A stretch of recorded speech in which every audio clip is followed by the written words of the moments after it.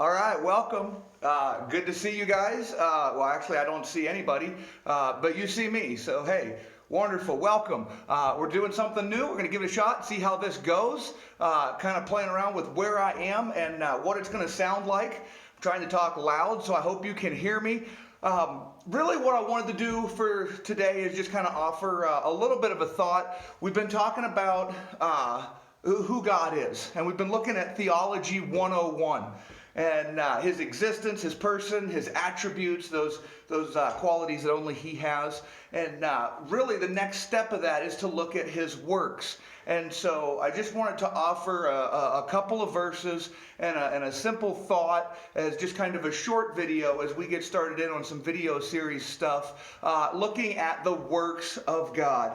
We read in Acts 17, verse 24 through 26, it says, "He is the God who made the world and everything in it. Since he is the Lord of heaven and earth, and he doesn't live in man-made temples, and human hands can't serve his needs, for he has no needs, he himself gives life and breath to everything, and he satisfies every need. From one blood, he created all the nations throughout the whole earth. He decided beforehand when they should rise and fall, and he determined their boundaries." The works of God. When we look at the works of God, we got to look at the decrees of God. And the decrees of God, defined by Strong's, are by decrees of God, we mean that eternal plan by which God has rendered certain all the events of the universe, past, present, and future. And so when we look at these decrees, these are these things that we're just not going to break. You don't have control over these because these are the decrees of God. Within the decrees of God, we see that God is sovereign. He is over all. He is the absolute. He is the ultimate. He knows the beginning from the end. He's the Alpha and the Omega.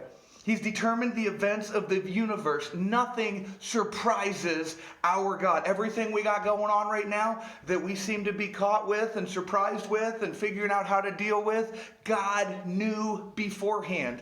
He's not caught off guard. He's not surprised. What's that phrase? Did it ever occur to you that nothing ever occurred to God? He knows. And then also the actions of men are included in those decrees and in those plans. You see, we see this, that our God is this all-wise, all-powerful God. And it becomes a comfort to us as believers to know that a righteous God rules, whose will, plan, and purpose will prevail no matter how strong the forces of evil seem to appear. You know, I remember when I was 19, I worked at a pheasant farm up in Grangeville, Idaho. We used to raise pheasants and chuckers and Hungarian partridge and valley quail for a lodge, I guess, where people would come in and they would release these birds and they'd go out with dogs and they would hunt them. But I worked up at the bird farm, the less glorious part of that, where we would feed the birds and care for the birds, make sure they had water, and then we would catch the birds so that they could be taken down to the lodge so guys could go hunt them.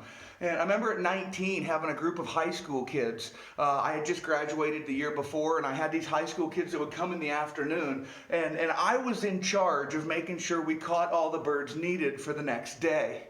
There's another gentleman who drove them down to Kamiah, but I was in charge of that. At 19 years old, I felt pretty special being in charge. The problem was, I was not in control. I was in charge with no control. It was chaos. Nothing went right. Every day was a fight and it was a struggle. And it got to a point where I really kind of hated what was going on. But you see, our God's not like that. He's not just in charge. He is in control, and he has complete and absolute and total control because our God is sovereign. When we look at the works of God, we've got to consider the decrees of God. And one of those things is realizing who God is and the control that God has, that he is governing over us, whether we realize it or not. Incredible how amazing our God is. I'm going to pause for now. We're about 5 minutes long. Thank you guys for coming along. I'm going to try to do more of these, and let me know if you have ideas, comments, or suggestions. Please be nice. I'm new to this, and my heart is fragile. All right, hey, we'll talk to you guys soon. Thanks for watching. Bye-bye.